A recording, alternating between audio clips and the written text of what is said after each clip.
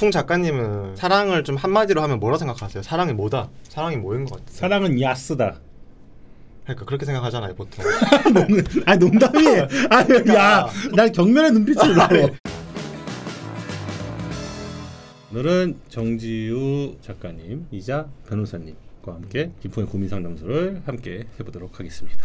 첫 번째 고민 사연, 유사과학 신봉자. 안녕하세요 전무님, 흔한 침투부 구독자입니다. 본론부터 말하자면 여자친구가 유사과학, MBTI, 사주 점집 등을 너무 좋아해서 힘듭니다. 제 여자친구와 만난 지 3개월 정도 지났습니다. 지인의 소개로 연락해 생활 패턴, 가치관, 취미 등 대부분이 잘 맞고 배려심도 많고 저한테는 아까운 사람이라 생각하면서 감사하게 만남을 이어가고 있었습니다. 그런데 문제는 여자친구가 사람이나 어떤 현상을 분석할 때 꼭 MBTI나 관상이나 사주 등 유사과학으로 세상을 바라봅니다. 저는 MBTI나 혈액형 등 유사과학을 싫어하지만 스몰 토크용으로 대화 진행할 정도의 지식은 알려고 하는 편이고 상대방에게 싫어한다고 티는 안 내지만 굳이 먼저 대화 주제로 꺼내진 않습니다. 연애 시작 전 서로를 알아갈 때 카톡으로 MBTI 얘기를 좀 많이 한다 싶었지만 이 정도일 줄은 몰랐습니다. 가령 예를 들면 직장 A씨는 I라서 어울리기 힘들고 B 선배는 E 스타일인데 J라서 J는 즉흥적이지 않은데 유사과학 너무 잘하시는 거 아니에요? 계획적이라 힘들다. 뉴스를 보다 범죄자가 나오면 아마 MBTI가 무엇일 것이다 같다는 등 인물에 대한 이야기가 나오면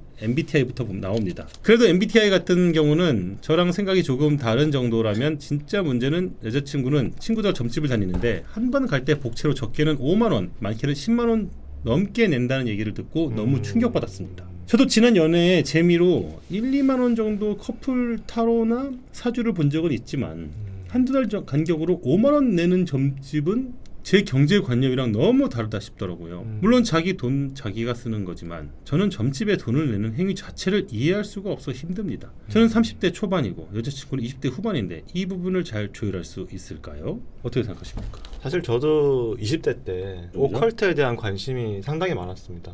그래요? 그래서 막 점성술 막 이런 거 다 막 그건 진짜 과학인데? 아니 아무튼 일단 이제 그때 관심도 많고 비너스니 뭐 무슨 뭐 아크투리어스니 막 무슨 자리죠? 저는 정갈 자리.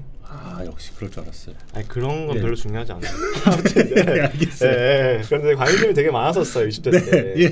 근데 제가 이 관심이 어느 날부터 완전 다 사라져서 지금은 아예 관심이 1도 없거든요. 그 계기가 있었어요? 제가 아내를 만나고 결혼한 이후로 관심이 하나도 없어졌어요. 근데 왜 그런가 생각해봤는데 지금 와서 생각해보면 20대 때는 너무 불안했던 거죠. 뭐든지 내가 정해진 게 하나도 없고 내가 지금 뭘 해야 될지, 내가 이 다음에 뭘 선택해야 될지 매일매일이 선택이잖아요. 내가 지금 이걸 해서 10년 뒤에 어떻게 될까, 어떤 걸 지향해야 될까, 항상 불안하고, 연애를 하더라도 이 사람이랑 뭐 사실 내일 헤어져도 이상할 게 없잖아요. 연애라는 거는 이제부터 널 사랑하지 않아, 다른 이유는 없어, 이렇게 하면 이제 끝나는 거잖아요. 그쵸. 관계도 그렇지, 어떤 인생에서의 진로도 그렇지, 모든 게 너무 불안했기 때문에 확실한 거를 느끼고 싶었던 것 같아요. 그런 마음에 뭔가 그런 것들을 막 찾아했던 것 같은데, 딱 결혼하고 나서 내 인생 진로도 정해지고, 결혼하고 나서 뭐 고민할 게 뭐가 있습니까? 그냥 빨리 애나 키우고 막 열심히. 그러다 보면 그때부터는 딱 그런 게 관심이 싹 사라지고, 내가 해야 될 일들이 있고 나의 소속과 이 모든 게 정해지다 보니까 관심이 싹 사라지더라고요. 이 여자친구분도 불안한 어떤 청춘 시절을 보내는 20대여서 그런데 유독 관심을 가지고 있는 상황이 아닐까. 전 진짜 공감돼요. 조금 첨언을 하자면은 저는 이 기저에 외로움, 소외라는 게 저는 깔려있다고 봐요. 점성술을 정말로 그냥 겉핥기라도 대충 봐주잖아요. 그럼 내 말에 그렇게 귀를 기울인다? 그게 왜 그러냐면은 나를 알아주는 거야, 이 사람이.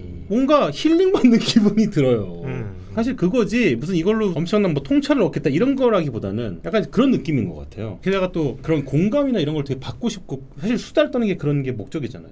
그런 것들에 대한 재미를 모르는 사람은 사실 이해가 잘 안 될 수도 있어요. 그러니까 사람이 어쨌든 항상 인정받고 싶고 뭔가 칭찬받고 싶고 남들이 나에 대해서 이야기해 주길 바라는 게 인간인데, 점집 가서 돈 내면 그 사람이 그 1시간 동안 오로지 나에 대해서 이야기만 해주니까 그 1시간 내내 그 순간 되게 위안을 받는 거죠. 그렇지. 어떻게 보면 생판 모르는 사람이 내 이야기를 1시간 내내 내 얘기를 해주고 있는 거야. 그러니까요. 5만원 10만원이 왜 아깝겠어. 그러니까요. 뭐 직장 동료 친구들 만나도 지 이야기하기 바쁘지, 정말 나를 들여다보고 너의 인생과 너의 기질과 이런 것에 대해서 이야기해준 사람 잘 없잖아요, 주변에도. 그리고 뭐 지금 댓글에서 보면은 뭐 심리 상담을 받아봐요. 근데 사실 거기는 내가 뭔가 증세가 있어야 돼.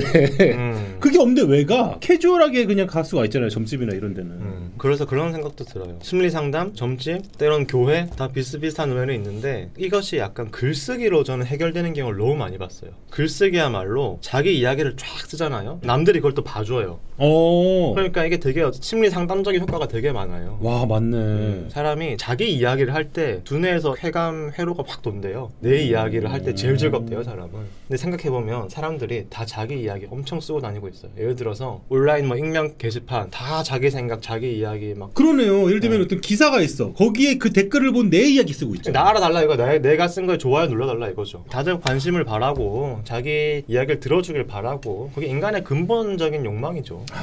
여자친구의 마음이 되게 많이 불안정한 상황인 아닌지 관심을 가져보는 것도 하나의 대답이 될 수 있지 않을까요? 무엇에 불안한지 이런 것들을 좀 잘 이해해주고 뭐 해결할 수 있는 게 있으면 같이 해결해 보려고 하고. 결혼을 하시고 아이를 같이 가지세요. 그럼 되잖아요.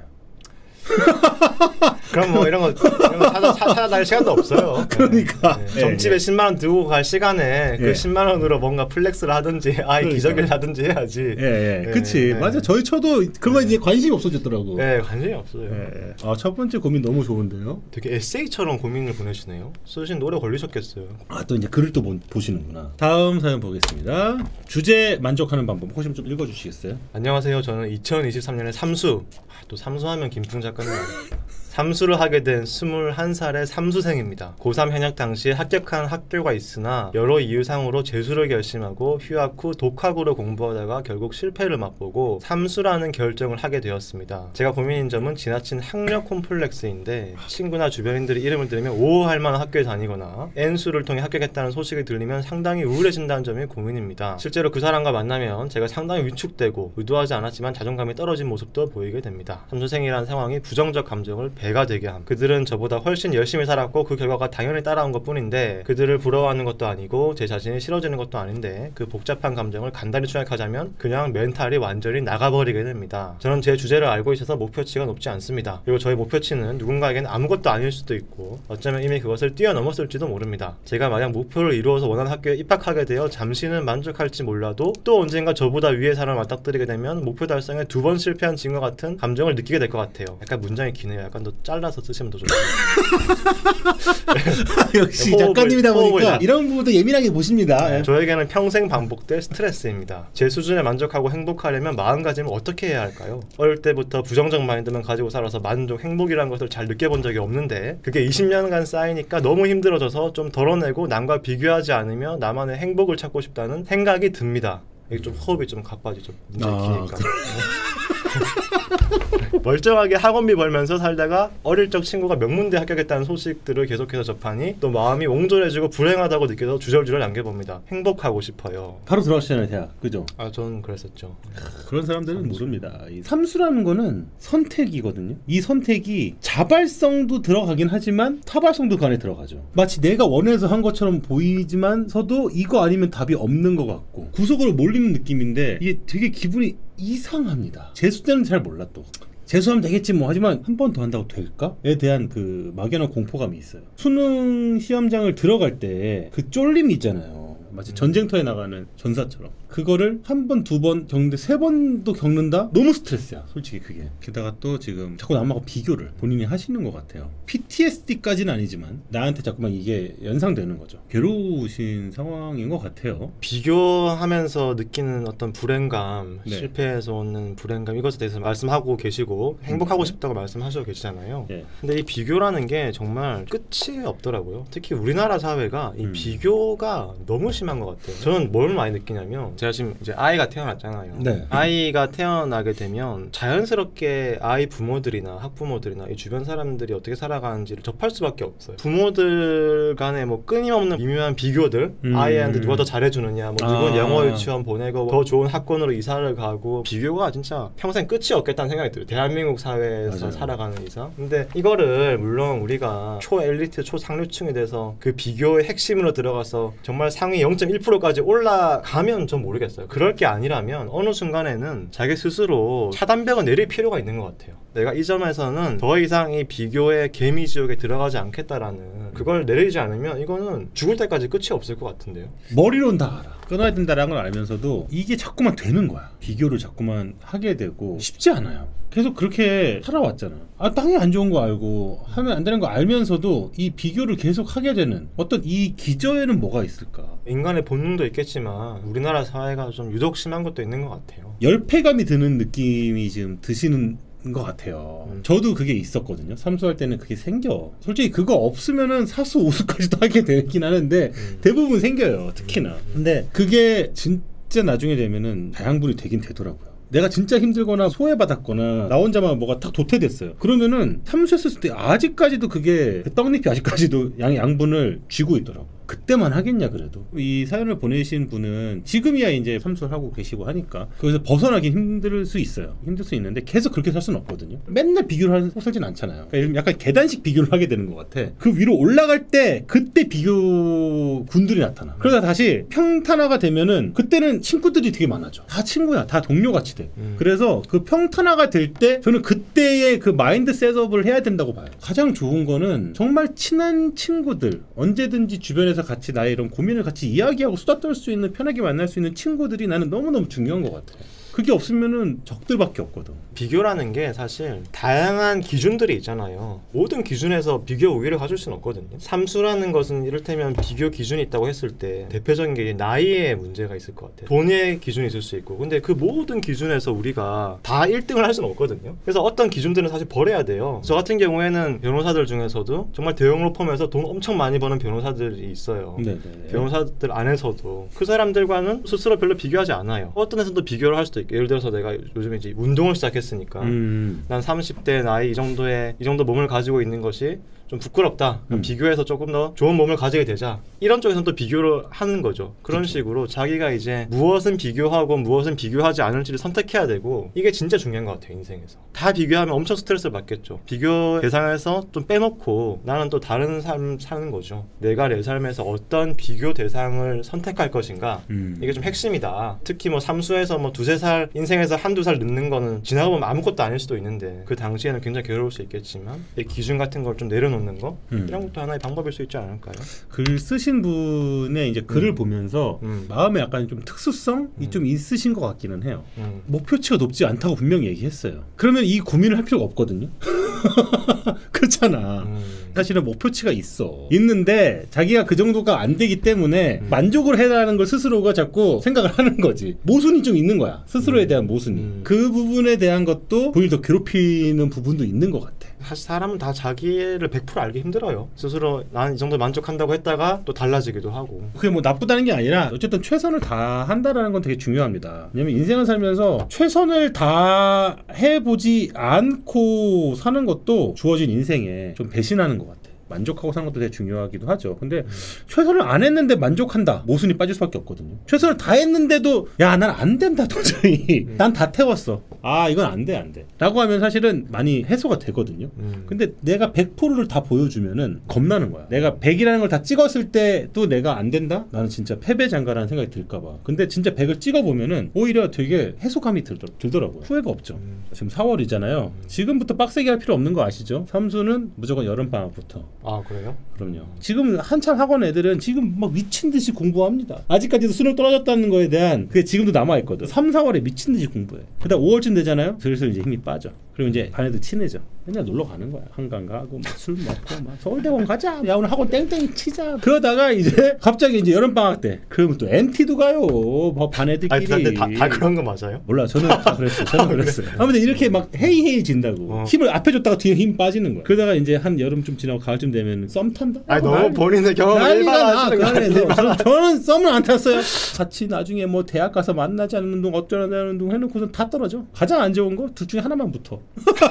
100% 헤어져. 100% 헤어져. 지금부터 그래도 열심히 해야 되는 거 아니에요? 이렇게 하는 방법도 있다. 절대 이거 따라하지 마세요. 왜 이렇게 나 책임질 수 없어, 당신의 인생. 자, 다음 주제 가겠습니다. 열심히 산다는 건 뭘까요? 안녕하세요, 풍디. 고민상담소 늘 잘 듣고 있습니다. 저는 현재 해외 유학 중인 22살 청년입니다. 고등학교를 졸업한 지 얼마 되지도 않아 코로나가 터지는 바람에 1년 정도 꿇고 진학을 했습니다. 그 1년의 공백 기간 동안 친척 지인분의 회사 일을 도와주면서 지냈습니다. 현재도 유학 생활을 하면서 도와드리고 있기도 하고요.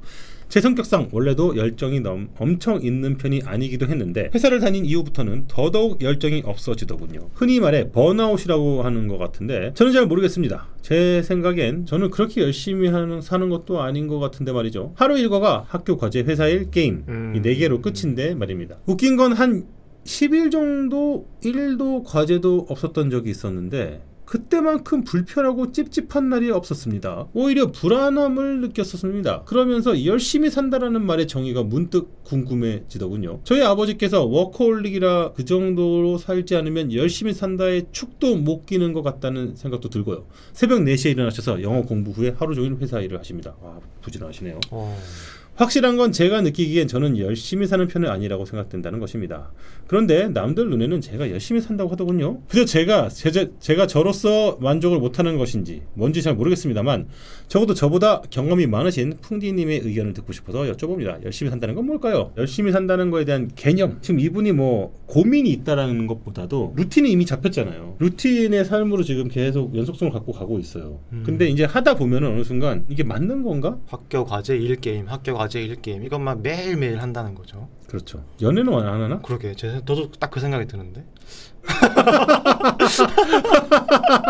연애를 하면 좋을 것 같은데. 그러니까 연애가 안 들어가 있으니까 이렇게 루틴이 생기지. 예. 학교 과제 1게임, 학교 과제 1게임 이것만 만약에 한 몇십 년 동안 계속하면 예. 번아웃이 올 것 같은데요. 어떻게 보면 그런 상태네요. 뭔가 일은 많이 열심히 하고 사는데 진심으로 몰입하는 게 없는 상태이신 거네. 진심으로 몰입하는 게 뭔가 연애 상대일 수도 있고 자기가 좋아하는 취미생활일 수도 있고 꿈을 향한 뭔가 그런 거일 수도 있는데 지금 그런 게 없이 해야 될 일만 의무적으로 계속 열심히 반복만 하고 있는. 부럽다. 부러워요? 예, 이렇게 산만하지가 않으신 것 같아서 루틴이 잡힌 대로 그냥 수룩수룩 사시는 거 아닙니까? 22살인데. 근데 권태를 이야기하는 거 아닐까요? 번아웃이라고 말씀을 하고 있지만 삶이 되게 권태롭게 느껴지는 어떤 변화가 없는 삶. 젊은 나이고 여행을 하든 뭐 연애를 하든 뭔가 뭐 멋진 일을 하든 우연적인 모험적인 것들이 많이 일어나야 되는 그런 시기인데 김풍 작가님이 부러운 거 이제 40대에 저런 루틴이면 이제 부러울 수 있는데 22살이니까 그렇죠.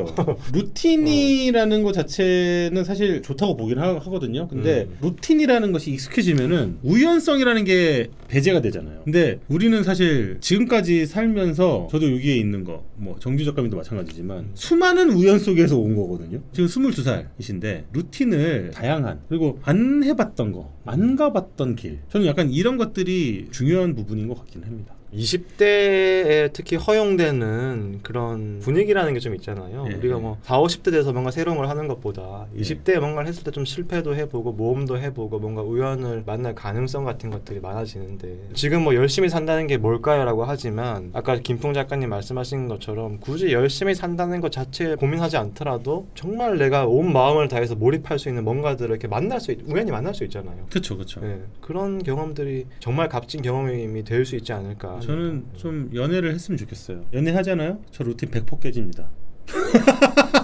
일단 학고 맞고 F 맞고 F 맞고 회사에서 잘리고 게임이 어딨어? 게임을 한다고? 랭킹 다 떨어지고 그렇게 되는 겁니다. 예. 그런 걸 해보면 예. 인생이 재밌죠. 예. 계속해서 다음 사연. 난 정말 못생겼는가? 안녕하십니까 전무님. 이제 20살 대학생이 된 침투부 구독자입니다. 저가요 잘생기지 않았다는 건 잘 알고 있고 못생긴 편이라 생각하긴 합니다. 하지만 수많은 사람들 중에 평범한 사람이라 생각했는데 얼마 전 옛날에 알고 지낸 친구를 만났걸랑요. 그 시키가 저보고 넌 얼굴이 아직도 그러냐? 라면서 왁구대장이라고 그러더라고요. 솔직히 덤덤한 척 받아들였지만 기분이 썩어 들어가는 것 같더라고요. 심지어 술자리에선 여자 얘기가 나오는데 조용히 있는 저에게 자연스럽게 저에게 얼굴이 딸린다고 하더라고요. 그 시키도 옛날에 인싸 아싸 이런 구분이 없이 잘 놀았는데 갑자기 인싸가 되어서 저를 무시하는 게 서글프네요. 이런 개같은 경험을 한 후 갑자기 옛날에도 못생겼다는 소리를 들은 게 생각이 나더라고요. 내가 못생기고 싶어서 못생긴 것도 아닌데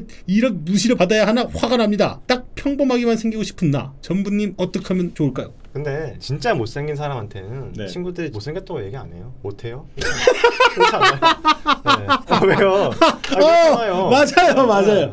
맞네. 진짜 생각해보니까 못생기면 못해요. 진짜 심각하게 못생기면은 아예 외모 얘기를 안 합니다. 자신들 얘기도 못해요. 그 앞에서는. 적당히 못생기셨나 보네요. 아니, 그렇다기보다 평범하시겠죠. 20살이시잖아요. 한참 이제 외모에 대한 고민이 여기까지 올라온 이제 나이가 그렇죠. 된 거죠, 사실상. 20살.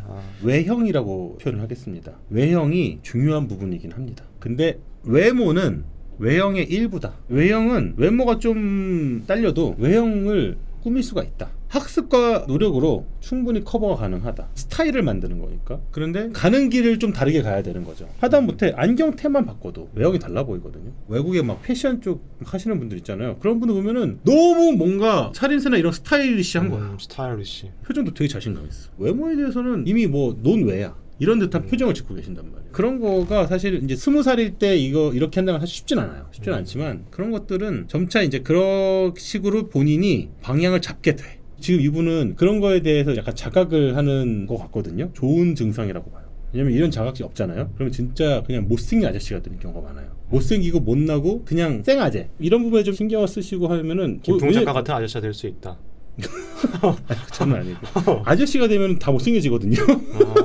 그런데 스타일리시하고 이 꾸밈에 대한 것을 꾸준히 해왔던 사람들은 어차피 외모는 못생겨지는 똑같은 아저씨인데 뭔가 포스가 생겨. 빛이 나. 그때부터 진가를 발휘하더라고요. 스타일을 좀 20대나 이럴 때 좀 다양하게 해보면 자기에게 맞는 스타일을 찾게 되는 것 같아요. 패션지 같은 것도 사서 보고 하세요. 거기 나온 코디 그대로 따라 입어보기도 하고 이런 옷은 나는 한 번도 안 입어봤는데 하더라도 입어보는 거지. 남자분이신 것 같거든요. 여자분들 있잖아요. 네. 옷 센스 있게 잘 입는 남자, 진짜 외모가 완전 빠을 정도가 아니면은 옷을 좀 잘 입은 남자 되게 선호합니다. 제 아내가 딱 그렇게 얘기하더라고요. 네. 옷 잘 입는 게 너무 중요하다고. 맞아요. 여자한테는. 사실 이제 20살이면 아직 고등학생의 약간 연장선에 있는 분인 거죠. 네. 돌이켜보면 제 인생에서 제일 못생겼을 때가 고등학생 때였던 것 같아요. 그렇죠. 그때부터 이제 조금씩 이제 뭐 이것저것 또 해보고 몸도 가꿔보고 뭐 하다 보면 외모가 조금씩 물이 오를 때가 오잖아요. 한 30대나 뭐 맞아요, 이렇게. 맞아요. 20살 때 이런 고민을 한다는 건 되게 좋은 고민인 것 같다. 그런 생각이 저도 드는 것 같네요. 빠았다는 말이 너무 예민하게 받아들이는데 빠도 괜찮아. 빠도 할 수 있어요. 알죠? 스타일이 진짜 중요합니다. 비싼 걸 입으라는 게 아니에요. 스타일을 잘 하면은 진짜 먹혀. 다음 사연 또 보도록 하겠습니다. 분노 사회? 전문 영역 나왔습니다. 화에 대해서는 뭐 할 말이 많죠. 전무님 안녕하세요. 저는 결혼생활 3년차, 만으로는 1년 6개월 정도 보낸 신혼부부 중 아내를 담당하고 있는 사람입니다. 저희 부부는 평범하고 행복하고 큰 불화 없이 나름 남부럽지 않게 지내고 있는 중입니다. 지극히 일반적인 부부들이 그러하듯 가끔은 의견 차이가 있을 때도 있고 언성이 높아졌다 낮아졌다 싸웠다 화해했다 합니다. 그런데 말입니다. 저는 요즘 이렇게 가끔씩 다투거나 의견 조율을 할 때마다 스트레스가 극에 달하는 상황에 놓이곤 합니다. 바로 화입니다. 요는 이것입니다. 남편은 절대로 상대방에게 화를 표현해서는 안 된다. 화가 날 수는 있지만 어떤 방법으로든 상대방에게 표현하는 건 무조건 잘못된 것이다. 고 저는 화가 나든 화를 참든 화를 내는 든 모든 것은 주체자의 마음이다. 되게 철학적인 용어를 써요. 주체자, 철학적 주체. 만약 무엇 때문에 화가 난다면 그 화가 나는 것까지는 상대방이 관여할 수 없다입니다. 당연히 사랑하는 사람에게 화를 낸다는 것은 화풀이밖에 안 되기 때문에 화가 나게 한 원인을 찾아서 상냥한 말투를 풀면서 문제를 해결해 나가는 것은 너무나 이상적인 방법입니다. 그러나 전 세계를 살아가는 전 세계 모든 인류가 이렇게 이상적으로 하긴 쉽지 않죠. 가능하다면 그것은 유토피아 뿐이겠지요. 아무튼 그래서 연애하는 동안에도 저는 말투 따위를 남편에게 많이 지적을 받았고 고치려고 무척이나 노력하고 항상 머릿속에 인지하며 살아가고 있습니다. 그런데 조금만 다툼 상황이 벌어지면 무조건 남편은 저의 말투를 걸고 넘어집니다. 이것 보라며 당신 또 말투가 화를 내고 있지 않냐며 당신 기분 상한다고 이렇게 말을 되는 것이냐며 저는 너무 억울합니다. 저는 최대한 있는 대로 없는 대로 화를 참고 한 템포 쉬어가며 말을 내뱉은 것인데 상대방은 전혀 그렇게 느끼지 않습니다. 꼭 저희 부부 같아요. 그래요? 그렇다고 해서 제가 고성을 빽빽 지르고 그러는 것이 아니라 딱딱한 말투나 빈정상에서 하는 단답형 등을 보고 남편이 그렇게 지적하는 것 제안은 아니겠죠? 네, 혹시 잠깐만 제가 생각했을 때 이 정도는 그냥 다툼의 일부고 화해하기까지 모든 총체적인 과정 중 하나 아닌가 그냥 넘어가도 될 문제가 아닌가 싶습니다. 아니라면 제 말투로 제가 화난 것을 느꼈다면 오히려 본인이 저를 달래줄 수 있는 것 아닌가요? 사실 달래주는 걸 바라지도 않고요. 그냥 그 상황을 잠시 휴전하면 좋을 듯한데 무엇 때문에 싸우다가도 그 원인이 된 것은 열을 배쳐두고 제 말투나 태도 화에 대한 이야기에서부터 다시 시작됩니다. 그리고 심지어는 나도 지금 화를 많이 참고 노력하고 있다고 했는데도 화를 참을 것이 아니라 차근차근 대화로 풀어나갈 생각을 해야지 당신이 화를 참았다고 해서 그게 인정받는 것은 아니다 라고 하더군요. 저는 이럴 때마다 이제는 없던 화가 더 배로 생기고 더 열이 받고 또 시작이네. 지는 얼마나 화를 안 내고 사시나 이런 생각이 더욱 듭니다. 그리고 이를 바득바득 갈게 됩니다. 앞으로 너 어디 화 절대 안 내나 보자. 평소에 네 말투에서 조금이라도 화가 묻어있기만 해봐라. 와 지금 터지기 일부 직전이야. 물론 금세 까먹습니다만 금세 까먹으신대요. 그 도토리 숨겨놓은 다람쥐처럼. 그리고 때로는 저희 부모님도 너무나 원망스럽습니다. 저는 기본적으로 화가 많은 엄마 아빠 아래서 자랐습니다. 그렇다고 불화가 있는 가정이 아닙니다. 합니다. 근데 뭔지 아시잖아요. 다들 우리네 엄마 아빠들 목청 높고 기본 베이스가 화난 말투에 보고 자란 것이 그런 것이기 때문에 저도 자연스럽게 그런 말투나 태도가 기본 장착이 되어 있는 것입니다. 그래서 이 화에 대한 스트레스 때문에 나는 이 사람과는 도저히 기질적으로 안 맞는 사람인가 보다 생각이 듭니다. 무조건 화를 낸 사람이 100번 잘못한 거고 저는 지는 것이기 때문에 너무나 스트레스입니다. 도무지 해결 방법이 없네요. 나 자신을 아예 개조시켜버리지 않는 이상 나란 사람이 이런 사람인데 도대체 어쩌라는 건지 모르겠네요. 해결해달라는 말씀은 아니고요. 진짜 너무 화가 나서 엎드리처럼 써봤습니다. 그럼 이만 줄입니다. 화를 내지 않는 그날까지 안녕히. 야 그리고 글을 쓰는데 이런 사람도 있잖아요. 화를 내는데 논리정연하게 화내는 사람들이 있어요. 나의 생각과 모든 문맥이 하나도 틀림없이 따박따박 화내는 분들이 있거든요. 그래서 그게 느껴졌어요. 변호사 하시면 잘 것 같아요. 그러니까 야 이거 어떻게 생각하십니까? 분노사회 이 정지우 작가님 책이죠. 화 전문가입니다. 예. 화 그랜드 마스터. 매일 싸우는 부부보다 전혀 싸우지 않는 부부가 더 위험하다 이런 말이 있잖아요. 네. 화를 내지 않는 부부는 서로 계속 참고 있다가 어느 날 이제 서로 내미는 거예요. 이혼 서로 내미는 거죠. 맞아요. 그게 더 무서워. 오히려 매일 싸우는 부부들은 싸웠다 화해했다 이해했다 막 이렇게 서로 이렇게 막 되는데 자꾸 서로 화를 참고 회피하고 막 이러는 부부들은 오히려 이제 이혼 직행 코스다 이렇게 얘기하는 경우도 되게 많은 것처럼 네네. 사람이 또 적당히 이렇게 화도 내고 서로 또 그러다 화해하고 서로 막 대판 싸웠다가 화해하면 또 되게 또 기분 좋잖아요. 카타르시스를 느낀 것처럼 화가 나면 풀리는 게 또 있기도 하죠. 그리스 비극에서 항상 카타르시스가 있으면 그 다음에 이제 그것이 맞아요. 결말이 오는 것처럼 화내고 화해하고 싸우고 막 이러는 것도 어떻게 보면 인생의 일부인데 어떻게 보면 남편이 원천 차단하고 있는 거 아니냐 그런 생각도 저도 공감이 되네요. 근데 아까 전에 되게 극공감하시던데 그러니까 어떤 부분이 좀 공감이 되시던가요? 아니 이게 제가 연애 때 이랬어요. 연애 때 이 남편 같았어요. 맨날 그 아내는 뭐 불만 있으면 막 화내고 그러는데 왜 화를 내느냐. 문제가 있으면 같이 이야기를 해서 풀면 되지. 이 남편처럼. 똑같이 똑같네요. 완전 똑같았어요 연애 때. 근데 지금은 같이 막 그냥 개싸움 하거든요. 지금은 화나서 서로 그냥 뭐 서로 뭐 할 말 다 하고 다음 날 또 화해하고. 그래요? 그렇게 사는 게 인간적이고 좋은 것 같아요. 자기의 그런 선비 같은 태도를 네네. 평생 유지할 필요는 없다. 참 이게 보통 우리가 싸우거나 이렇게 분노하거나 이런 데에 있어서 핵심적인 요인보다도 태도에서 이게 더 증폭되는 경우가 더 많은 것 같아요. 말투라든가 언성이라든가 뭔가 이런 것들 때문에 분노의 양이 한 두세 배로 커지는 거야. 심취하는 것 같아. 화에 심취하는 거죠. 그런 거 있죠. 예, 특히나 이제 연인이나 부부관계에서 심하게 나오는 부분들이 있는 것 같아. 자주 보다 보니까 처음에는 이렇게까지는 아니었는데 점점 디폴트 값이 높아진 거죠. 레벨이 한 10 정도였다면은 지금은 시작부터 한 50으로 시작하는 거죠. 언성도 한 50, 60을 시작하는 거죠. 왜냐면 나는 그동안에 한 10, 20부터 시작해서 점점 올라왔는데 한 100까지의 마무리가 됐어. 근데 어느 순간 이 패턴도 보이고 하니까 시작부터 50부터 질러버리는 거지. 상대방 입장에서는 뭐야 왜 50부터 질러? 갑자기 놀라는 거야. 필살기 쓰려면 기부터 모아야지. 그렇죠. 기 어디서 모았냐. 그렇죠. 근데 처음부터 초필살기 들어가는 거예요. 처음부터. 그러니까 상대방 뭐야 시작부터 초필살기야?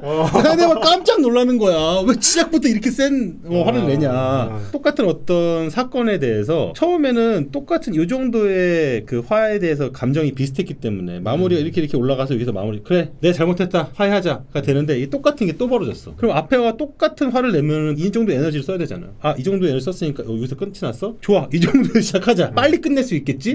라고 하는데 이쪽은 이렇게 자기도 끌어 올려야 되잖아. 깜짝 놀라는 거지. 놀래는 거야 네. 이게. 리트리버 걸어가다가 갑자기 옆에서 치와가 왕 그러면 리트리버도 놀래잖아요. 그렇죠. 네. 남편 입장에서 제가 좀 변호를 하자면은 그런 부분이 있지 않을까. 그래서 남편 부분이 화에 약간 노이로제가 생긴 것 같은 느낌이 든다. 예를 들어서 우리가 화를 낼 때 정말 이 화가 이 사람에 대한 화가 맞느냐도 되게 중요한 것 같아요. 예를 들어서 내가 뭐 다른 데서 받은 스트레스를 네네네. 제일 가까이 있는 사람한테 혹시 푸는 건 아닌지 어떻게 보면 네네. 우리 둘은 사실 잘 지냈는데 다른 데서 온 스트레스가 가장 가까이 있는 사람한테 투사되는 건 아닌지 우리가 좀 고민을 할 필요가 있죠. 때로는. 맞아요. 특히나 가까운 사람한테 투사를 많이 시키잖아요. 근데 그럴 수밖에 없는 게 예를 들어서 부부가 결혼을 하고 있으면 어느 순간에는 사람이 살다 보면 이런 생각이 들 때가 분명히 있어요. 모든 사람에게는. 네. 아, 내가 얘랑 결혼해서 지금 이렇게 됐구나. 예를 들어서 뭐 회사도 그만둘 수 없고 육아도 이렇게 해야 되고 모든 상황이 마치 나와 가장 가까운 이 사람 때문에 일어난 일인 것처럼 느껴지는 순간들이 살다 보면 몇 순간씩은 있단 말이죠. 근데 네네. 그게 진실이기 때문에 그렇게 느껴지는 게 아니라 그렇게 느껴진 그냥 때가 있는 거예요. 잠시 스쳐간 생각처럼 마치 그렇게 느껴지는 것처럼. 네. 맞아요. 근데 그런 순간들은 또 잘 넘어가야 되는데 스스로 때로는 다 부모님 탓을 하고 싶고 맞아요. 부모님이 날 이렇게 낳아서 이렇게 된 거 다 부모님 탓을 하거나 배우자 탓을 하거나 대한민국에 태어나서 이렇게 됐다. 누군가를 탓하고 싶은 순간들이 오잖아요. 근데 그럴 때 타겟팅이 배우자가 돼버리면 사실 되게 부부관계가 위험해질 수 있죠. 진짜 위험해지는 거죠. 그럴 때는 좀 약간 이성적으로 생각할 필요도 있는 거고 투사하지 않기 위해서. 맞아요. 화가 버릇이 되는 경우도 있어요. 처음에는 이게 화를 내거나 분노를 하면은 뭔가 풀리는 감정이 들잖아요. 그러니까 이 회소감이 드니까 또 적당한 화는 좀 푸는 게 좋다 얘기하잖아요. 극단까지 치닫지는 않는 이상 항상 그 어느 선에선 다 끝나고 하니까 약간 좀 관성처럼 만성적인 어떤 화를 자기가 이 정도에 내고 거기에 맞춰지는 거야. 그러면은 특히나 이제 가정에서 부모님들이 이렇게 그런 식으로 맞춰지면은 아이들도 똑같이 영향을 받더라고요. 이 정도는 화도 내는 되는 거 아닌가? 언성에 대한 어떤 그 레벨, 데시벨이랄까? 이런 것들이 기본적으로 높이 되어 있는 그런 가정들이 있어요. 가끔 가다 보면. 맞아. 예, 그러면 저는 깜짝깜짝 놀라요. 둘이 싸우는 거야? 뭐야? 아, 큰일 났다. 집에 가야 되나? 하는데 끝났대. 그냥 우리는 항상 이래. 라고 하는 거야. 근데 그건 저는 약간 이상하더라고. 지금 남편분은 지금 레벨이 서로 맞지가 않는 것 같아. 싸움 궁합도 좀 맞출 필요가 있죠. 남편분도 좀 약간 화의 레벨을 좀 높이시고. 맞아요. 좀 높여도 괜찮아요. 좀 높여도 괜찮아요. 가정 파탄 안 나요. 네, 그리고 또 좀 높이면은 스트레스도 좀 날아가고. 화해하면 또 더 기분 좋고. 네, 그리고 지금 쓰신 분도 약간 좀 낮춰주시고 서로 약간 그 중간점을 찾았으면 좋겠습니다. 맞아요. 네, 다음 사연. 혼자만의 시간. 안녕하세요, 전무님. 저에게 큰 고민이 생겼습니다. 아내보다 일찍 퇴근하고 집에서 혼자만의 시간을 보내던 중 아내가 들어오는 소리를 듣지 못했고 결국 걸리고 말았습니다. 아내도 저도 너무 놀라고 말을 이어가지 못했습니다. 요즘 둘 다 일이 바쁜 나머지 성생활에 소홀해져서 그런지 좀 여유가 생기니 올라오는 욕구를 억누르지 못하고 이런 끔찍한 일이 벌어졌습니다. 너무 수치스럽고 부끄러워서 죽고 싶다는 생각도 듭니다. 핑계를 대고 싶지는 않고 어떻게 사과를 해야 할지 모르겠네요. 아내가 여자로 보이지 않는 것도 아니고 아내를 좋아하고 사랑하는데 그 광경을 목격한 아내가 생각하기엔 아닐 수도 있으니 어떻게 사과를 해야 할까요? 제발 도와주세요. 아, 죄송합니다. 왜 죄송해요? 웃을 일이 아니잖아요. 울 일도 아니죠. 네. 예전에 장항준 감독님이 남 이야기 함부로 하셔도 되나요? 전 제 얘기 잘 못해요. 남 얘기는 함부로 합니다. 네. 장항준 감독님이 이런 비슷한 상황에 걸린 적이 있었어요. 비슷한 상황에 걸린 적이 있다고요? 있다고 얘기를 했어요. 하도 많이 들었어요, 얘기도. 아니, 허락 받고 하시는 거예요? 당사자한테? 허락보다 용서가 편하죠. 가만히 필요하시면 좀 부르세요. 네, 노트북 이어폰이 고장이 났을 때요. 김은희 작가님은 이제 방에서 주무시고 계시고, 그러니까 이제 지금 기회다. 해가지고 해가지고 이제 방에 가서 혼자서 이제 즐거운 시간을 보내려고 딱 들어갔는데 이어폰이 고장났는데 사실 이게 시청각이 중요하잖아요. 청각이 안 되면은 이게 너무 이게 답답한 거야. 근데 이어폰이 고장났잖아. 그러니까 어떡하지 하다가 이 스피커가 있더래요. 본체에 있는 스피커를 뜯어가지고 와서 이 스피커를 꼽고, 근데 스피커가 이제 한 이만하잖아요. 어쨌든 컴퓨터용 스피커가. 그러니까 이거를 어깨에다가 이렇게 대고 손도 써야 되잖아. 그러니까 이게 손을 어깨에 이렇게 걸치고 소리를 아주 작게 해가지고 이렇게 하고서는 막 이렇게 불편한 자세로 있는데 싸늘한 시선을 뒤에 느껴지더라고. 문 닫고 해. 문 닫아놓고. 이거 뭐 사실 모든 가정이 이렇게 삶의 어떤 에피소드 정도다라고 생각했으면 좋겠어요. 이런 식으로. 네. 장항준의 문단속. 아니 이거 예. 이게 블랙 코미디 아닙니까? 황준이 형은 사실 삶을 영화로 만들어야 돼요. 인생이 영화로 해야 돼. 인생을. 이런 거는 뭐 다들 이렇게 경험들이 좀 있지 않습니까? 어떠세요? 정철 작가님도 약간 뭐 비슷한 이런 뭐 잠깐 저는 이제 약간 좀 이렇게 채통을 지켜야 되는 스타일이기 때문에 네네네. 저 같으면 만약에 이런 상황이 있다라고 한다면 진화 심리학 책 한 권을 이제 안에 출근하는 가방에 넣어주지 않을까. 아 진화 심리학 책이요? 그걸 왜 넣죠? 성욕은 자연스러운 거다. 아 그걸 돌려서 인간이 될 수 있었던 이유는 어떤 이 진화 심리학적으로 생존 본능과 번식 본능 때문에 여태까지 온 거다. 아내가 충분히 이해할 수 있도록 좋은 책 한 권을. 사실 이거에 대해서는 공감을 못하는 여성분들도 꽤 되시는 것 같아. 남자는 좀 이해하거든요.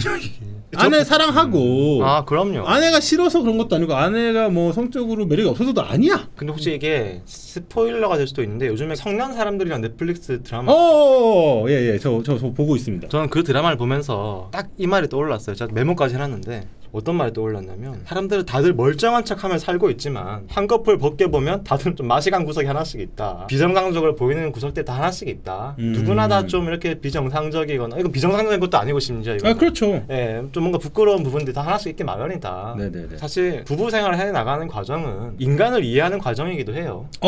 정확합니다. 우리는 연애할 때는 뭐 무슨 여신님인 줄 알고 화장실도 안 간 사람인 줄 알았겠지만 결혼해보면 다 인간은 불완전한 존재고 완벽한 사람은 없구나 느끼는 그런 과정이기 때문에 사실 그걸 떠나서 저는 이런 거는 같이 공유를 해도 나쁘지 않다고 봐요. 각자의 어떤 성적인 어떤 취향이나 이런 부분에 대해서 솔직하게 얘기를 하고 결국에는 이 해답도 이 방송을 아내분께 보여주면 되겠다. 뭐 이 정도 해답이 되겠네요. 다음 사연 이제 보도록 하겠습니다. 보여지는 삶. 인스타그램에 절망이 없다가 떠오르는 제목. 좋은 책이죠. 안녕하세요 풍님. 요즘 고민이 있어 사연 보내봅니다. 바로 제가 보여지는 삶에 집착한다는 겁니다. 보여지는 삶에 집착한다고 하면 사치품을 자랑한다든지 과시욕을 뽐낸다든지 일반적으로 생각하실 건데요. 저는 제가 남들 눈에 어떻게 비춰질까에 대해 집착하는 편입니다. 이것도 과시욕의 일환일까요? 어떤 말을 꺼낼 때도 이 말을 이렇게 오해하면 어떡하지? 카톡을 보낼 때도 내 의도랑 다르게 생각해서 나를 무례한 사람이라고 생각하면 어떡하지? 난 무례한 사람이 아닌데? 이런 식으로 고민을 이거 뭐 INFP인가 뭐 이런 분들 하시는 거 아니에요?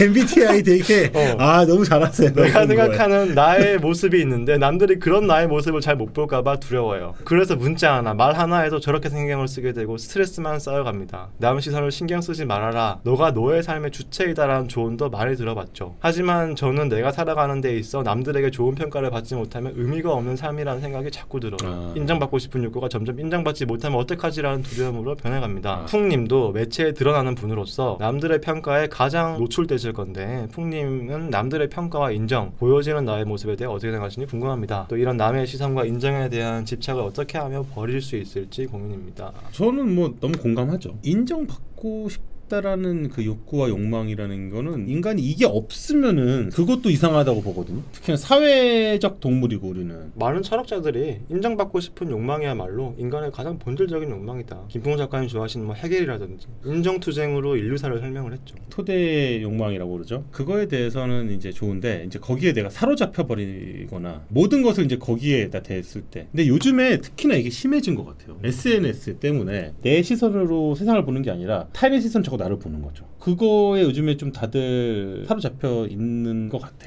이분 같은 경우에는 남들이 나를 어떻게 생각할지 되게 신경을 많이 쓴다고 하시잖아요. 저도 사실 이제 좀 그럴 때가 있었어요. 특히 20대 때 이럴 때 내가 말 한마디 하면 막 집에 가서 걔가 이상하게 생각하면 어떡하지? 막 입을 킥하고. 맞아요. 내가 보낸 카톡 계속 읽어보고. 맞아요. 100번 정도씩. 맞아요. 날 싫어하면 어떡하지? 내가 이런 말에서 상처받고 내일부터 나랑 절교하면 어떡하지?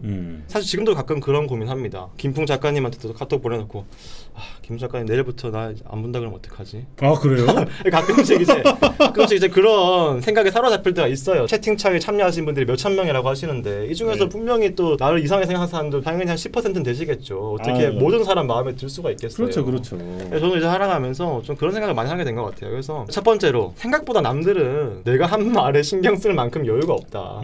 내가 무슨 말 했더라도 뭐 다음날 되면 잊어버리고 오히려 저 사람이 그때 무슨 말 했더라 기억하기 더 힘들어하죠. 그걸 기억할 만큼 대부분의 사람은 저는 기억력이 좋지도 않고 뭐 빨리 저 사람하고 얘기 다 한 다음에 유튜브 봐야 되기 때문에 맞아요. 현대 사회의 속도가 되게 빠르잖아요. 생각보다 남들은 나한테 그렇게까지 신경 쓰지 않는다. 내 말을 기억하지도 않는다. 두 번째, 그러든지 말든지 그런 거 가지고 그 사람이 날 이상하게 보면 지가 이상한 거지 내가 이상한 건가. 아 이거 정말 중요한 이런 생각 저 진짜 많이 해요. 맞아요. 사실 혼잣말이죠. 어떻게 보면 그 사람은 그쵸. 날 이상하게 생각한 적도 없을 수 있겠지만 그쵸. 내가 그런 말 했다고 사람이 날 뭐 나쁘게 생각하면 지가 편견에 사로잡힌 이상한 사람이다. 그치. 이렇게 저는 생각하고 말아버려요. 그러니까 지금 뭘 알아 밥 새끼가. 일단 이래야 되는 거 아닙니까? 그러니까 자기 혼자서 그 사람은 혼자서. 정작 아무 말도 안 했는데 그러니까. 밥 새끼가 뭘 알아? 두 가지 정도 저의 개인적인 해법입니다. 첫 번째는 남들은 생각보다 나한테 그렇게 관심 없고 그렇게 생각하기. 두 번째로는 그러든지 말든지 이렇게 두 가지면 되지 않을까요? 그런 진리가 있습니다. 제 아내가 저한테 알려준 진리인데 그 누군가가 나를 좋아하게 만들려면 내가 먼저 그 사람을 진심으로 좋아하면 된다. 그리고 내가 그 누군가를 싫어하는 거는 상대방도 다 알고 있다. 자기 본인이 극복해야 되는 부분도 있는 것 같아요. 계속 많은 사람들과 부딪히고 실망도 할 수도 있고 또 실망을 시킬 수도 있겠지만 그런 것들을 하면서 본인이 이렇게 다져지는 거죠. 그렇게 만들어지는 거니까 20대는 그리고 특히 좀 이런 자아에 대한 고민을 많이 하는 게 더 좋은 것 같아요. 중요한 건 진심이다. 그렇기 때문에 걱정하지 않았으면 좋겠습니다. 마지막 사연까지. 고민들의 퀄리티가 과연 저 같은 사람이 답변해도 되나 정도로 아이고. 되게 진지한 고민이 되게 많으시네요. 약간 문단속 그건 좀 빼고 이제 네. 자 이렇게 됐습니다. 벌써 몇 시입니까? 4시 반이야. 4시 반. 저희 3시간 반을 떠든 거예요. 이렇게 비인간적인 방송을 처음 해보는 거. 그래요? 침착맨도 게임하고 멍 때리기도 하고 운동도 좀 하고. 운동은 안 해요. 요즘 제가 운동을 좀 시작해가지고 좀 관심이 있어요. 네. 뼈가 만져지는데 갈비뼈가 너무 선명하게 만져지는데. 근육이에요, 근육. 근육이에요? 갈비뼈가 여기 있어. 그래요? 여기. 네. 이거 인문학 토크까지 딱 하려고 그랬는데 이거 너무 힘들지 않아요? 뭐 저는 뭐 괜찮아요? 이게 인문학 토크 아니에요 이게? 사실 이게 인문학 토크지. 이게 인문학이지. MBTI가 어떻게 돼요? INFJ. 작가님은요? 저는 인팁. INTP. INTP 약간 뭐 로봇 같다는 뭐 그런 거 아닌가? 인팁은 사람인 척하는 로봇이었나 이게? 사람 있잖아요. 여기 로봇 그러니까 제 말이 그 말이에요. 인간의 감정을 해석하고 싶어하는 AI. 공감보다 이해부터 하려 그래. 공감은 좀 타고나야 되는 부분들이 있는 것 같거든요. 저는 사실 뭐 고민 상담을 하니까 사실 공감을 하죠. 공감을 하는데 저의 공감은 학습된 공감이에요. 엄연히 따지면. 진짜요? 그 아까 진짜 사이코패스. 저도 한때는 사이코패스인가? 라는 생각도 한번 해본 적도 있었어요. 그쪽 관련 책을 읽어봤더니 진짜 사이코패스는 제가 사이코패스에 대한 고민을 안 한대요.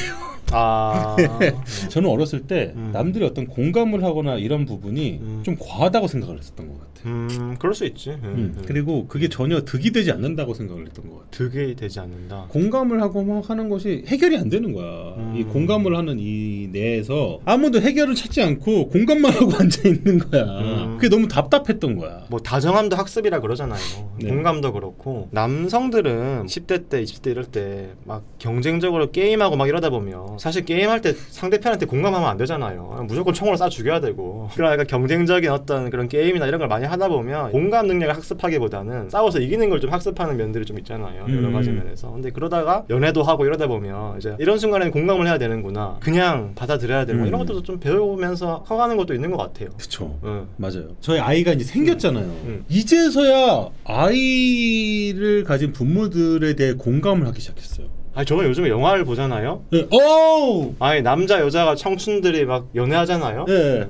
뭐 하는 거야? 이렇게 되고 그래요? 오히려 막 자식들이 나와가지고 막 아빠 뭐 이러면 나 미치겠어. 막 눈물이 나. 이게 이렇게 된다니까. 이게 학습해야지만 공감이 되는 게. 저는 심지어 결혼하고 아이 태어나기 전에는 주변에 조카도 아무도 없었고 아이가 귀여운 줄도 몰랐어요. 맞아. 그러니까 아이가 뭐 있든 맞아. 남의 아이에는 관심이 1도 없었어요. 근데 지금은 돌아다니잖아요. 아이밖에 안 보여요. 진짜. 근데 원래 사랑의 인문학 오늘 어떤 얘기를 하려고 그랬어요? 사랑의 인문학? 네. 지금 5시 반인데 이제 시작하는 거예요. 사랑의 인문학? 아니 아니라 뭐 슬쩍 그냥 맛배기? 좋습니다. 맛배기만. 풍 작가님은 사랑을 좀 한마디로 하면 뭐라 생각하세요? 사랑이 뭐다? 사랑이 뭐인 것 같아요? 사랑은 야스다. 그러니까 그렇게 생각하잖아요 보통. 농담이에요. 날 경멸의 눈빛으로 보통 그렇게 생각하잖아요. 성적 욕망이다. 사랑은 감정이다. 성적 욕망이다. 생각하지만 저는 이제 사랑은 생각이다. 저는 사실 그게 되게 중요한 관점 같아요. 사랑이 생각이다. 사랑은 생각입니다. 언어예요. 예를 들어서 내가 어떤 사람을 지금 너무 사랑해요. 근데 그 사람이 알고 봤더니 과거에 가령 뭐 유아 살해를 한 적이 있고 엄청 나쁜 생각 한 적이 있다는 얘기를 들었어요. 네. 그 사람에 대한 생각이 바뀌잖아요. 더 이상 그 사람을 사랑할 수 있겠어요? 내 생각에 지배당한다니까요. 오. 그 순간부터 사랑할 수 없어요. 이 사람이 그렇게 엄청난 범죄를 저지른 사람이라는 걸 만약에 그렇지. 알게 되는 그 순간부터는 그렇죠. 되게 큰 실망을 하게 되죠. 엄청난 실망하고 헤어지려고 하게 되고 더 이상 사랑하지 않으려고 하고 사랑하지 않게 될 수 있겠죠, 실제로. 그렇죠. 마찬가지로 아주 극단적인 예들이지만 저 같은 경우에 이제 연애를 할 때 아내랑 네. 아내가 친구들 만나고 오는 걸 별로 안 좋아했습니다. 예를 들어서 이제 연애를 우리 둘이서만 이렇게 한 일주일 동안 잘 지내고 있다가 친구들을 만나고 오면 뭔가 친구들의 언어에 감염이 돼서 돌아오는 거예요. 사랑은 그런 게 아니다. 사랑한다면 예를 들어서 남자친구가 사랑한다면 뭐 선물 더 줘야 된다든지 연락을 더 자주 해야 된다든지 그렇죠, 그렇죠. 사랑이란 그런 게 아니다라는 얘기를 듣고 오면 싸울 수도 있고. 그래서 우리가 결혼을 해서 행복한 부부로 잘 지내고 있었어요. 어느 날 내 친구가 와가지고 야 그거는 사랑하는 게 아니야 너희 부부는 그냥 정이야 그냥 이제 친구처럼 된 거지 그건 사랑하는 게 아니야 막 이렇게 얘기하면 마음이 흔들릴 수 있잖아요. 그쵸. 어제까지 좋았던 내 사랑이 다른 사람의 생각이랑 말이랑 언어를 들었다는 이유로 갑자기 내 사랑이 의심스러워지고 난 사랑하는 게 아니었나? 되게 스스로 의심스러워지고 실제로 사랑이 깨어지거나 사랑이 시작되고 하는 과정들을 보면 그렇게 생각의 영향이 엄청나다는 거죠. 그러네요. 예를 들어서 내가 어떤 사람에게 고백을 하고 싶어요. 내 생각에 저 사람이 나를 좋아하는 것 같아요. 되게 자신감이 붙어서 저 사람에게 고백을 하고 연애를 하게 될 수도 있겠죠. 근데 만약에 저 사람이 나를 매우 싫어한다고 생각을 하고 있어요. 고백할 수 있을까? 저 사람을 계속 사랑할 수 있을까? 나의 생각이 어떠냐에 따라서 그러면 이제 고백할 수도 없고 저 사람과 사랑이 이어지지 않을 수도 있겠죠. 예를 그렇죠. 들어서 두 사람이 연애를 하고 있는데 저 사람의 어떤 행동을 내가 해석을 해요. 하루에 한 번 정도 연락을 하고 주말에 한 번 정도 만나서 같이 밥을 먹고 하는데 그걸 해석을 할 때 아, 이 사람은 나를 여전히 사랑하고 있어 라고 해석을 하면 두 사람의 사랑에 문제가 없겠죠. 하루에 한 번밖에 연락을 안 해? 일주일에 한 번밖에 안 만나? 이거는 제대로 사랑하고 있는 게 아니야 라고 믿는 그 순간부터 그 사랑은 흔들릴 수 있다는 거죠. 사랑은 생각이다. 어떠신가요? 묘하게 설득이 됩니다. 그렇다면 사랑이라는 것이 마치 없는 것처럼 느껴지기도 하는데요. 허상? 또는 관념? 우리는 사랑이 원래 뭔가 실체가 있고 그것이 존재한다고 믿잖아요. 실제로는 우리의 언어와 우리의 생각으로부터 사랑이 시작이 될 수도 있고 사랑이 사라질 수도 있고 언어의 힘이 엄청날 수 있다는 거. 사실 근데 이거는 제가 이제 어떤 맛보기로서 극단적인 얘기를 한번 해본 것이고요. 이 정도면은 거의 뭐 베스트 샘플러 다 먹은 것 같아요. 사랑에 대한 또 다양한 관점이 있으니까 하나의 관점에 불과합니다. 사랑은 이제 생각이다. 하나의 관점이죠. 사랑의 인문학이라고 했을 때. 그렇죠. 왜냐면 사랑이 뭐냐라는 거를 정의를 한다라는 게 한마디로 되는 것도 아니고 사실 저도 비슷한 생각이긴 하거든요. 제가 예전에 사귀었던 여자친구와 전화통화할 일이 있었어요. 근데 저는 되게 그 친구와 좋은 추억을 같이 공유했다고 생각을 했거든요. 근데 똑같은 그 추억을 공유한 부분에 대해서 그 친구는 기억을 못하거나 그 기억이 없거나 아 그때 나는 오빠한테 맞춰준 거였어. 완전히 개념이 다른 거야. 그 얘기를 나중에 듣고 나서 한동안 멍했어요. 그런 관점에서 또 생각해 볼 게 이런 관점도 있습니다. 사랑은 우리는 이자 관계라 생각해요. 이자? 1, 2, 1, 2 예. 둘의 관계라 생각하잖아요. 사랑. 실제로 사랑은 삼자 관계라는 거예요. 삼각형의 관계. 누가 또 있죠? 내 안에 있는 그 사람과 내가 사랑하는 거예요. 내가 믿고 싶은 대로 보는 그 사람. 이 순간 저 사람은 되게 나와 함께 있는 걸 소중히 생각하겠지라고 생각되는 그 사람이 있잖아요. 내 안에. 그렇죠. 근데 그 사람은 실제 그 사람은 아닌 거잖아요.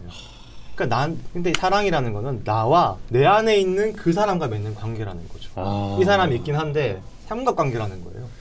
진짜 맞는 말인 것 같아요. 이 사람은 이럴 것이야 라고 해서 내가 이 사람을 이렇게 만든 형상이죠. 그렇죠. 그 형상을 나는 사랑하고 있던 거네요. 그래서 스토커를 생각해보면 되게 간단한데 스토커는 저 사람이 나를 좋아한다고 항상 믿고 있잖아요. 그렇죠. 그렇죠. 근데 실제 그 사람은 아니란 말이에요. 예. 근데도 저 사람이 나를 좋아할 거라고 믿으니까 계속 따라다닌단 말이에요. 그렇죠. 근데 이게 스토커만 그런 게 아니라 모든 연인이 다 그래요. 왜냐면 모든 연인이 저 사람이 나를 좋아한다고 가정하지 않으면 저 사람과 관계가 이어질 수가 없잖아요. 그러니까 계속 나를 좋아한다고 믿는 그 사람이라는 존재가 내 안에 있어야 그 관계가 유지된다는 거죠. 관통하는 여러 가지 의미가 있는 것 같아요. 그 사람의 과거는 우리가 이제 어느 정도 너무 이상하지 않을 거라고 믿고 있는 것 뿐이지 그 사람의 과거가 실제 어땠는지는 절대 알 수 없죠. 그렇죠. 그냥 믿는 거예요. 내가 믿는 그 사람과 내가 관계를 맺는 거죠. 나의 상식의 어떤 범주에서 벗어나지 않는 그 사람이 내 안에 있는 거죠. 이런 게 항상 벗어나는 게 영화의 주제잖아요. 그렇죠. 알고 봤더니 뭐 아니었다. 뭐 마피아 두목이었고 알고 봤더니 바람 피우고 있었고 맨날 그런 거잖아요. 맞아요. 이런 얘기를 계속 듣다 보면은 사랑이라는 것에 대해 약간 염세적인 마음이 들거나 이러니까 사랑을 하면 안 돼! 라든가 그런 식으로 합리화시키는데 받아들이는 사람들도 많거든요. 그런 거에 대해서 좀 어떻게 생각하십니까? 그럼에도 사랑을 해야 될까요? 근데 이제 이것도 하나의 사랑에 대한 관점이지 진리라는 건 아니죠. 되게 염세적인 관점을 갖고 계시네요. 아니 이제 제가 이번에 쓴 책이 있습니다. 사랑이 묻고 인문학이 답하다. 이 책에는 사랑에 대한 다양한 관점을 가진 철학자들 이야기를 다 담은 거예요. 제가 방금 말씀드렸던 삼각관계로서의 사랑 이야기는 뭐 롤랑 바르트의 관점이라든지 롤랑 바르트! 사랑이 언어다라고 말한 사람은 알랭 바디우라든지 바디우! 철학자들마다 사랑에 대한 관점들이 좀 있어요. 사랑이 꼭 그런 것만 있는 건 아니잖아요. 다양한 사랑에 대한 관점들을 좀 소개시켜드리고 본인이 생각하는 사랑이란 무엇인지 한번 고민해보자 뭐 그런 시간을 만들려고 했었던 거죠. 사랑에 대한 그런 다양한 재밌는 관점들이 있다. 특히 롤랑 바르트의 삼각관계 이런 거 있잖아요. 롤랑 바르트 이야기인데 롤랑 바르트는 어떤 사람이에요? 롤랑 바르트는 게이죠. 아니 잠깐만요. 알겠어요. 그게 아니라 동성애자하고 동성애자의 사랑에 대한 이야기를 했지만 네네네. 뭐 이성애자를 막론하고 많은 사람들이 공감하는 그런 이야기를 하신 분이에요. 프랑스의 어떤 기호학자이자 철학자로 예전에 에피톤 프로젝트 예. 나는 그 사람이 아프다. 너무 좋아하는 노래인데. 그 사람이 아프다라는 그 제목이 바로 롤랑 바르트 사랑의 단상에 있는 한 챕터 제목이에요. 롤랑 바르트 사랑에 대한 관점은 자기애가 되게 강한 사랑을 이야기해요. 예를 들어서 시험에서 떨어졌거나 취업에서 실패했거나 가족이 아프거나 여러 가지로 되게 고통스러워 하는 순간이 있을 수 있잖아요. 네. 혼자 울고 있으면 되게 자기 고통에 몰입하고 있어요. 그 순간 그 사람을 사랑하는 사람 옆에 있는데 그 사람이 아픈데 동정의 감정, 연민의 감정 이런 것도 느끼지만 되게 특이한 고통이 하나 있는데 그게 어떤 고통이냐면 저 사람이 자기의 아픔과 슬픔에 몰입해 있는 동안 나는 저 사람으로부터 소외된다는 거예요. 그 아픔이 바로 나는 그 사람이 아프다의 아픔 중 하나거든요. 야, 내가 거기에 들어갈 자리가 없으니까. 맞아요. 그 미묘한 어떤 순간들을 엄청 캐치해 놓는 거예요. 이 사랑의 단상. 와, 사랑이라는 게 굵직굵직하고 큰 어떤 덩어리라고 생각을 하지만 좀 더 미세하게 쪼개 보면은 사실 이것도 사랑이라는 감정 안에서 있는. 그러니까 어떻게 보면 너무 이기적인 감정이잖아요. 저 사람은 지금 힘들어 죽겠는데. 그렇죠. 그 순간에도 나는 뭔가 소외감을 느끼는 이것도 진실이라는 거죠. 그러니까 이 사랑이란 게 얼마나 복잡한가. 저 사람을 걱정하는 마음도 있지만 동시에 그 순간에조차 내가 느끼는 이 소외감도 진실이라는 게 얼마나 미묘한지. 듣다 보니까 맛배기가 아니라 얼추하는 거 아닙니까 지금 정도는? 이거 뭐 제대로 하려면 밤새야죠. 네. 그래요? 민수님이 또 계셨네요. 제가 지금 이 책을 갖고 왔는데 한번 사랑의 단상이라는 책이 아예 있네요. 한 챕터 하는데 1시간씩이에요. 이거. 사랑의 단상. 책도 두꺼워. 야, 공부를 하셨어. 깊이 읽어서 더 재밌어요, 이 책은. 예를 들어서 롤랑 바르트는 이런 얘기도 합니다. 우리가 흔히 사랑에서 가장 절정의 순간을 보통 이제 성관계의 순간, 야스의 순간이라고들 하잖아요. 네. 롤랑 바르트는 그렇게 생각하지 않아요. 사랑에서의 최고 절정의 순간은 포옹의 순간이라고 해요. 포옹. 에피톤 프로젝트에 나는 그 사람이 아프다 보면 가사 중에 이런 가사가 있어요. 당신과 스킨십, 입맞춤하는 순간보다 당신을 꼭 끌어안고 있는 순간이 가장 좋았다. 이런 가사가 있거든요. 그게 사실 롤랑 바르트 관점인데 포옹하는 순간이 가장 황홀한 순간이라는 거예요. 우리가 사랑하는 사람이랑 한 달 정도 지금 헤어져 있었어요. 겨울날. 기차역에서 딱 만났어요. 내려서. 그 서로 딱 보는 순간 멀리서부터 딱 그 사람이 딱 보일 거 아니에요. 딱 달려와가지고 서로 딱 끌어안는 바로 그 순간만큼 완벽한 순간이 없다는 거예요. 마치 주위에 있는 모든 사람들이 있든 말든 상관없어지고 그 사람을 꼭 끌어안고 있는 바로 그 순간이 완벽한 합일의 순간이라는 건데 롤랑 바르트는 사랑하는 사람은 마치 어린아이와 같은 상태로 돌아간다고 그래요.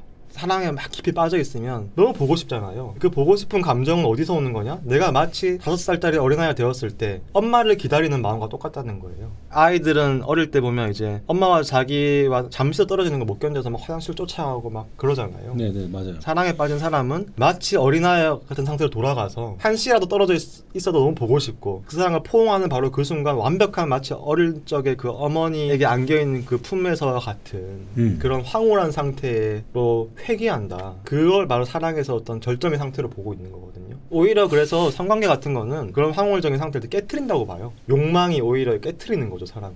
깨트린다? 더 약간 증폭시키는 게 아니고요? 그렇게 보지 않아요. 왜냐면 이게 말하자면 또 복잡한데 이거. 좀 복잡하게 말해도 됩니다. 제가 또 해석해 주겠습니다. 살아가다 보면 우리는 상징계라고 하는데 상징계에 욕망을 들어가는 거예요. 우리가 느끼는 욕망들은 다 이 사회가 만들어 놓은 욕망들이에요. 타자의 욕망이라는 거죠. 내가 이제 좀 잠깐 살짝 설명을 상징계라는 말 자체부터 좀 해석을 좀 해줘야 될 것 같거든요.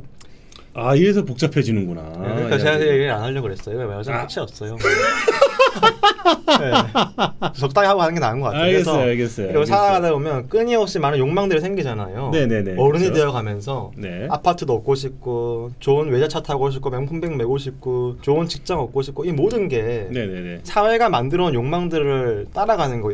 이게 네. 어른이고, 어른이 된다는 거는 어린 시절에 그 자유로운 욕망들, 뭐 벌레 쫓아가고 벽에 마음대로 색칠하고, 어린 시절의 그런 상태가 아니라 사회가 만들어온 욕망에 따라서 마치 욕망 기계가 되는 거란 말이죠. 로봇처럼. 네네. 욕망 로봇가 되는 과정이란 말이에요. 네. 누군가를 사랑해서 뭐 성관계를 맺고 싶다. 그것도 보면 뭐 몸매가 좋은 사회의 미적 기준에 따라서 욕망하는 거잖아요. 근데 진정한 사랑에 진입하게 되면 그런 욕망이 아니라 정말 순수한 어떤 합일 상태로 들어가고 싶어지게 된다는 거죠. 사랑이라는 것이 무엇일까? 남들이 사랑하는 거 또는 드라마에서 봤던 거라든가 이런 것들을 봐왔잖아요. 그 형태대로 흉내를 낸다라는 겁니다. 픽사의 월이라고, 네. 월이라는 로봇가 예. TV를 보고 인간의 사랑 방식을 학습하잖아요. 그렇죠. 똑같은 거죠. 그렇죠. 인간도. 그런데 이제 사실은 진짜 사랑이라는 거는 그런 흉내냄이 아니라는 거죠. 우리가 알고 있는 상상하는 형태를 넘어선 근원으로의 회귀죠. 회귀.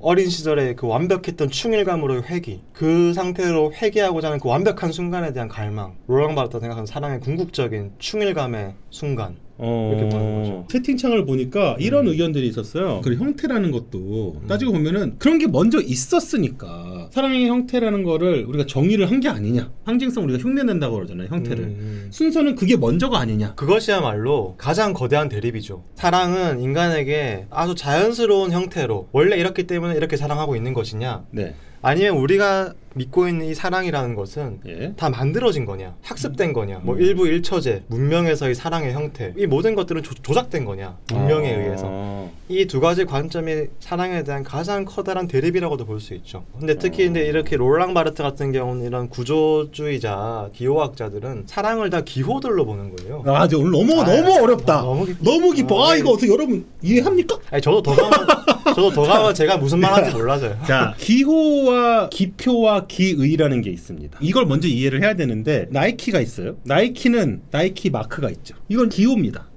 그러니까 이 기표죠 이게. 이 나이키의 기호 안에는 뭐가 들어있냐? Just do it. 기의가 들어가 있어. 의미가 들어있잖아. 이걸 합쳐 있는 게 기호라고 하는 거.